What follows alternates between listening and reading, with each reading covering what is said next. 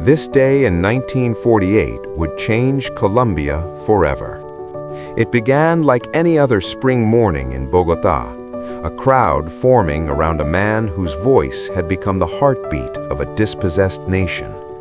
Gaitán, a charismatic lawyer and liberal leader who had risen from modest roots to speak for the poor, promise land reform, and challenge entrenched coffee oligarchs, was hailed as the likely next president. His rallies drew tens of thousands. His promises of social justice alarmed elites and inspired a generation. By April 9th, the atmosphere in the capital was electric and dangerous. The 9th Pan American Conference was in town. Diplomats, journalists, and foreign delegates watched a country on edge. Gaitán left his office that midday, greeting supporters who pressed close, expecting nothing more than another impassioned speech. Moments later, shots cracked through the narrow street. A young man, identified as Juan Roa Sierra, fired. Gaitán fell. Within minutes, Roa was seized by the crowd and lynched. Panic rippled outward. What followed became the Bogotazo, an urban eruption of grief and rage that consumed the city for hours.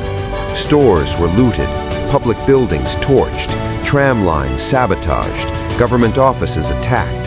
The historic center was gutted, facades burned, newspapers and archives destroyed, lives lost in the chaos. Estimates of the dead and wounded vary widely. Historians disagree on numbers, but the human toll was immediate and brutal. Over the coming decade, the assassination would be credited as the spark that ignited La Violencia, the bitter rural and urban conflict that killed tens of thousands across Colombia. From the first hour, conspiracy clung to the killing like smoke to stone. How could a single, apparently unstable gunman so perfectly remove the nation's most dangerous political rival?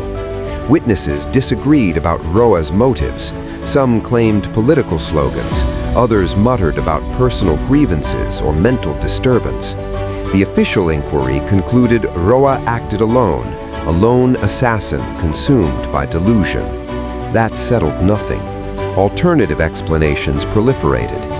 One line of suspicion pointed to Colombia's conservative elites and military officers who feared Gaitán's populism and economic reforms. Another theory cast a wider net. Foreign business interests and diplomatic actors present at the Pan American Conference might have seen Gaitán as a threat to foreign investments and regional stability. A darker suggestion linked clandestine right-wing networks, early embryonic forms of the paramilitary violence that would later plague Colombia, to the planning and execution of the murder. Evidence was and remains fragmentary.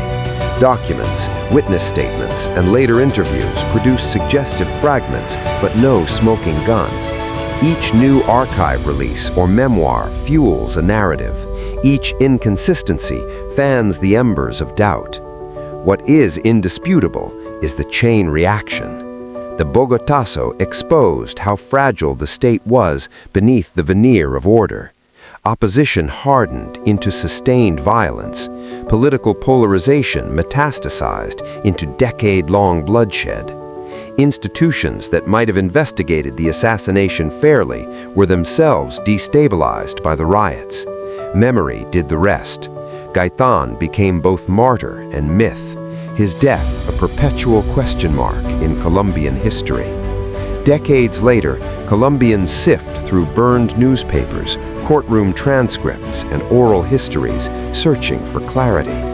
The assassination of Jorge Eliécer Gaitán remains a hinge moment, a story of mass hope answered by sudden violence, of a city that burned not just from arson, but from the combustible mix of inequality, fear, and politics. The conspiracy theories will not disappear. They are bound to a wound that never fully closed. What endures is the lesson of that April day. When a society's grievances are ignored, a single bullet can set a nation ablaze.